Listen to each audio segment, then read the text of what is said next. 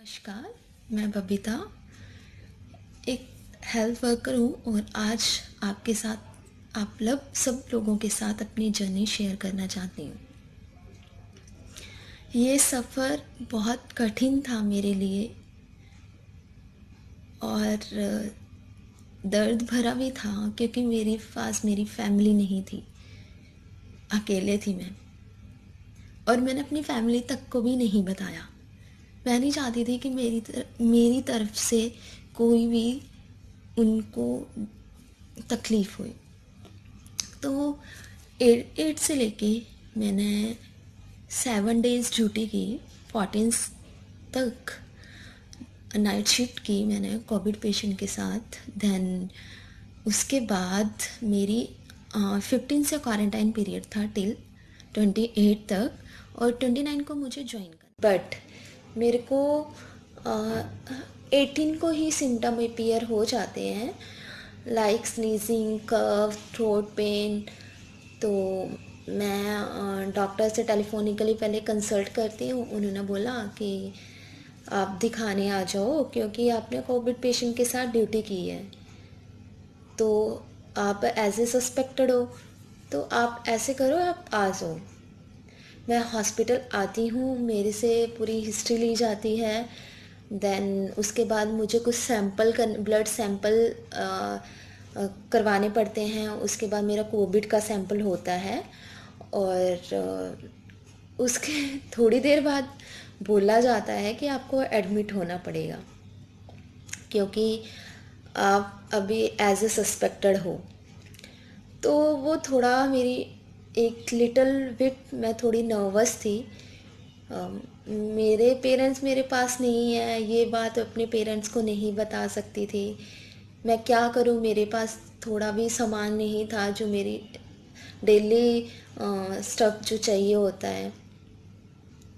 उसके बाद मेरे को एडमिशन किया जाता है सस्पेक्टेड वार्ड में, एडमिट किया जाता है सस्पेक्टेड वार्ड में, और वेट किया जाता है 19 तारीख का कि 19 को जब रिपोर्ट आ जाएगी उसी के बेस पे आपको डिस्चार्ज कर दिया जाएगा। 19 को इवनिंग में अराउंड 5 o'clock मेरी रिपोर्ट आ जाती है नेगेटिव। डिस्चार्ज का प्लान होता है बट मेरे को 7:30 के अराउंड मुझे फीवर आ जाता है विद शिवरिंग बॉडी एक 102.3।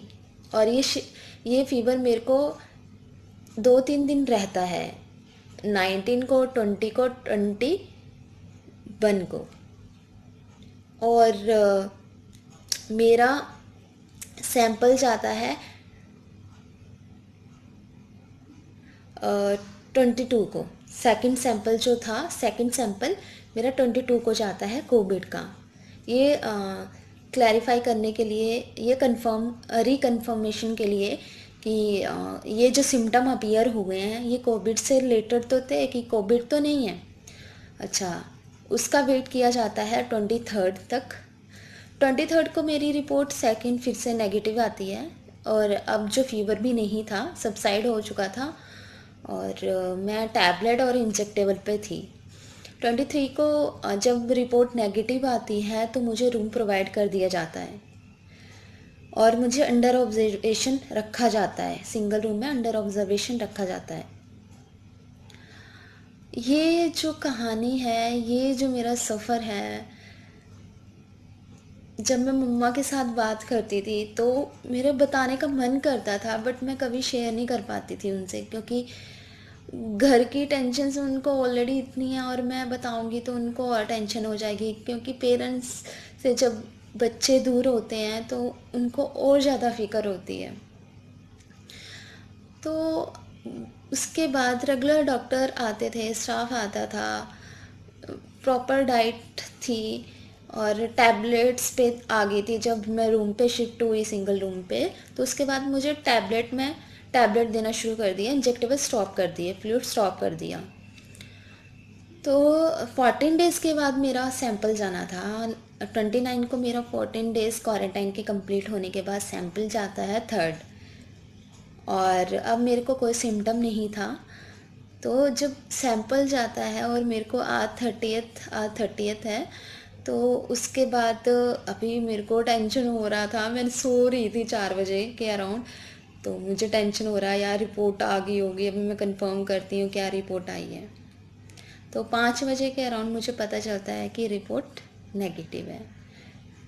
Thanks to all, thanks Mata Rani, thanks मम्मा पापा, thanks my family, thanks my friends कि इतनी प्रेयर करने के लिए, इतना सपोर्ट देने के लिए।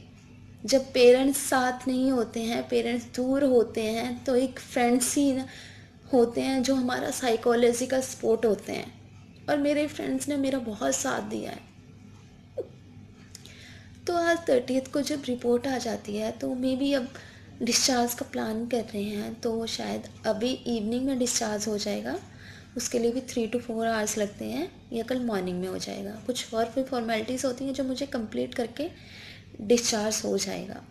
तो थैंक यू टू ऑल मेरे लिए इतनी सारी प्रेयर करने के लिए।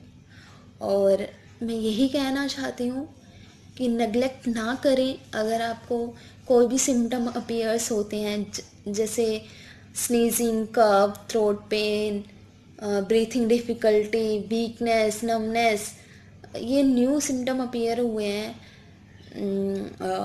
जिसमें बताया गया है कि जो नए अभी पेशेंट आ रहे हैं कोविड के, उनमें नमनेस भी हो रही है, ब्लूइश लिप्स और फेस हो रहा है।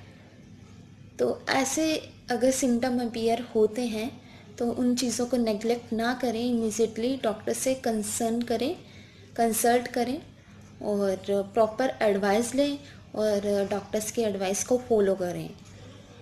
और घर पे ही रहें, अपनी फैमिली को, आस पड़ोस को सुरक्षित रखें।